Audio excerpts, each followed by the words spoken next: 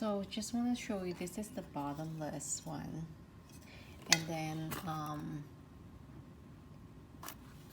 Sportuli. So this is basically a replacement of this one.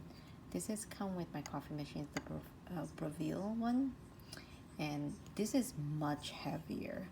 Let me just show you. It's solid metal, and it has like this. It's like really heavy. Give it a good grip, a good press. So this is a size 53 mm, and this is I believe it's a 54. That's the standard. Basically, after you fill with the grounded coffee, you just use this weight and press it, and then you would do a motion like this. So then this side will then press. It's really heavy.